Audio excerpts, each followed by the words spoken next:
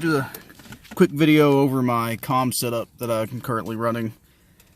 I got an overhead mount for my primary radio. This is usually a dual band ham radio, but I recently switched to this Motorola, which is VHF only.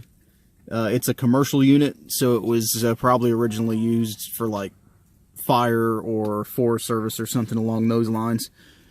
And then I hang my mic back here off the light.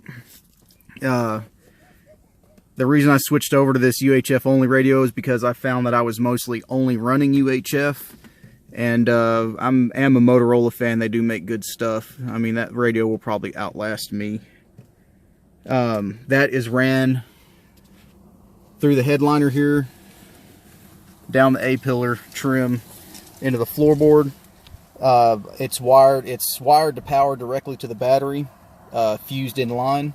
And then the coax runs out through the hood latch cable hole.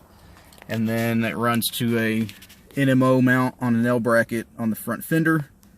And what I currently have on there right now is a Comet SSB5. It's half wave on UHF and 2/5/8 on UHF, or sorry, half wave on VHF, 2/5/8 on UHF. I find that it works fairly well. On trails, I run a smaller, shorter quarter wave that's about half that height. I just recently added another L bracket to that side. The antenna that's currently on there is a Browning CB band whip antenna. It is NMO base. I wanted an NMO mount because it would be very easy to switch this out. I'll show you the radio in a second, for something else. My ham radio dual bander, another UHF or VHF radio, and I can run a second radio fairly easily. I currently have a Midland handheld. This is meant to be like a plug and play. You plug it into your car's 12-volt outlet, and then you just hook up to like a magnet mount on the outside of your vehicle and use that, and then it's easy to take out when you're done. I wanted something that would fit in the center console with no problem and be easily removable.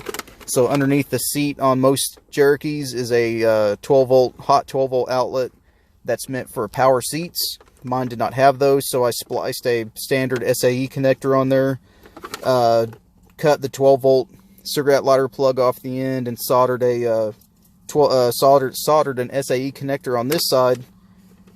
And then I ran my coax from the L mount down into the fender through the same grommet that the AM/FM radio antenna goes to. I took that antenna off, and it's just sitting down here on the side right now.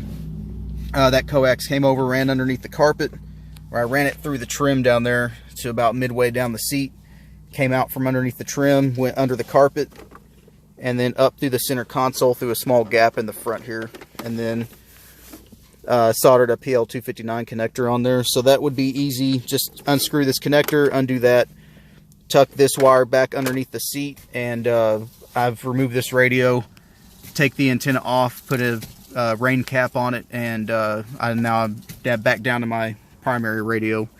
I'm going to run this for a few days and just see how it works. I just got done tuning it less than 1.5 across all 40 channels of CB, and then I'll take it out. The main reason I did this is because there's still plenty of folks out there that run CB in Jeeps and whatnot, so there's that.